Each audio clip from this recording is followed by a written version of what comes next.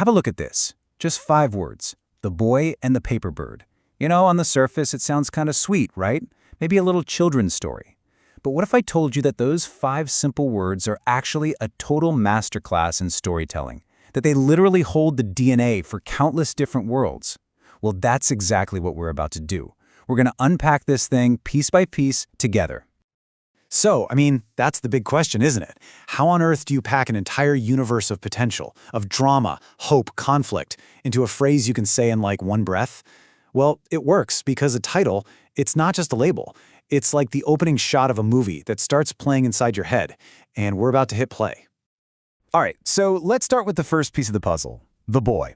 You see, every story needs a window for us to look through, and the main character is that window. They're our guide. And choosing a boy, well, that's not just some random detail. It immediately colors the entire world we're about to step into. Now, this is what's so brilliant about using an archetype like this. The boy is a universal symbol. It instantly signals a perspective of wonder, of potential, but also, vulnerability. It's a promise that we're getting a story about growth, about innocence kind of bumping up against the real world. Just think about it. We're not following some jaded detective or a powerful queen. Nope. We're starting from a place of pure, untapped potential. That's our ground floor. Okay, so we've got our boy, our perspective. Let's add the next layer, the bird. And come on, in a story, a bird is never just a bird, right? It's a symbol that's been loaded up with meaning for thousands of years. It's a piece of visual shorthand that our brains they instantly know how to read. The second you hear that word bird, your subconscious just gets to work. It starts pulling up all these huge, powerful ideas you see here. Freedom, hope, the wild, untamed natural world. Some people even see the soul itself. So, right now, we've got a boy, full of potential, who's about to encounter this symbol of pure wild freedom. It feels like a beautiful, simple story is taking shape. Pretty straightforward, right?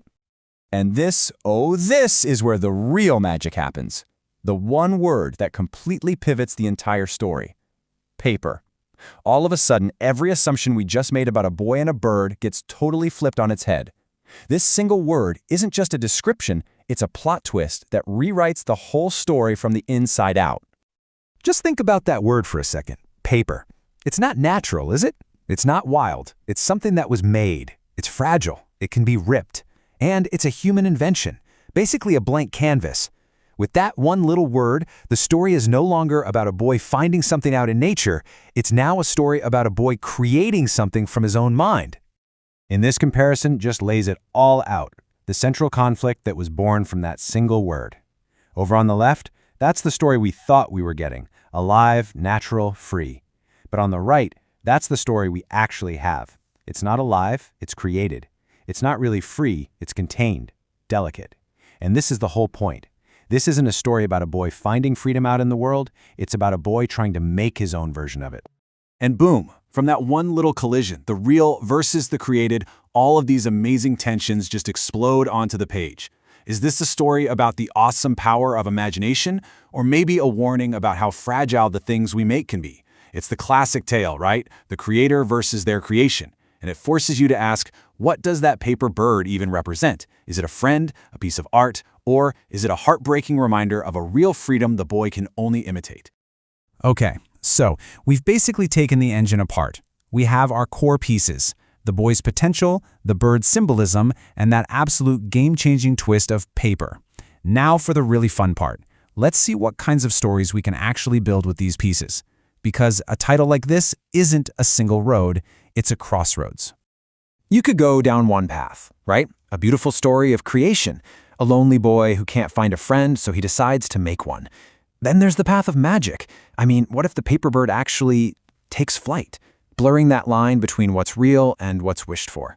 Or you could take the most emotional path, the choice. A tragedy where the boy has to decide between his perfect, fragile creation and the messy, imperfect real world. Heartwarming, magical, or heartbreaking, all of that born from just 5 words. Which I think ultimately leads us right here, to this really powerful idea. A title isn't just a label you slap onto a finished product. It's not a summary, it's an invitation.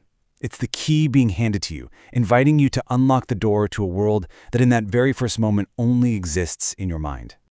Because in the end, The Boy and the Paper Bird isn't really just one story. It's a seed, planted in the ground of your own imagination. The story that grows from it is uniquely yours. So the next time you see a title, remember this. Don't just read it. Interrogate it. Unpack it. Because sure, the author wrote the first few words, but the story truly begins with you. So,